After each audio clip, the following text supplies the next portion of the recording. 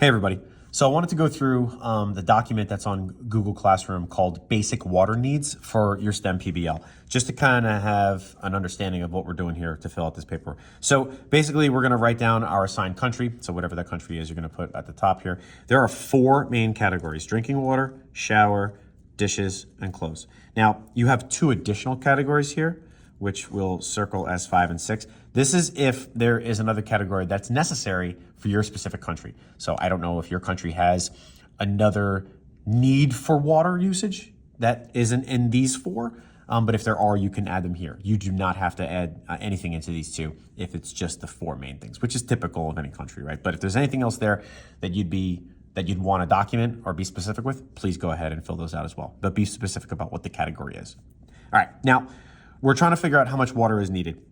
And we need that calculation in liters, right? So basically, when we're talking about how much water is being used, we talk about how many gallons are being used because that's what the United States is used. But the rest of the world pretty much uses the metric system, and liters is part of the metric system, right? So we're gonna take however many gallons that we would consume and multiply that number by 3.785. So let's say you use 10 gallons of water to wash dishes. You would do 10 times 3.785 in order to get your liters. Make sure your calculation is in liters. The answer has to be in liters, okay? Now, there's a water consumption amounts link. Please click this link, all right? Because we did a really good job of kind of documenting the general amount of water you would use for each category, and then you can apply it to your country, right? But there's a lot of research that you need to do.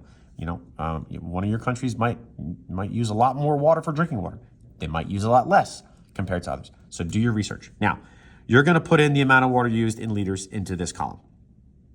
Okay. Now, in this column, you're going to write down the population in that country. Now, one thing that I'd particularly like to see is, let's say your country has 10 million people in it. Okay, well, everyone needs drinking water, right? That you need water to survive. So I would put, the 10 million here. Shower, well, I mean, people need to be clean, right? But they might be actual showers with running water. They might have to use baths. I don't know the poverty level in your specific country. It might be specific to say, well, there's 10 million people in that country, but only 8 million people have access to, running water or a sewer system or normal plumbing type things. You might want to give me a number that's a little different, right? And we can talk about that specifically in class when we get back next week. Dishes and clothes, kind of same thing. Are they using a running water system? Are they on a sewer system? Is the poverty level so high that they can only do dishes and clothes once a week, once a month? I don't know, right? So you want to really dig into the research to say, okay, well, what is my country lacking in? What does my country have that other countries don't? Or what does my country not have that other countries do, right? So you got to be really specific.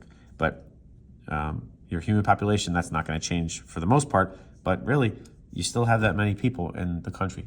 Work it out. Calculations. This is where you're just going to show me this calculation. Population times the amount of water used. So you're basically multiplying this column by this column here. Show the equation. Just write the equation out. You're not giving me an answer. The answer is in this column. Okay, this is where you're going to put your answers, and then you're going to give me an addition. You're going to add down all of your answers here to give me an answer here. All right?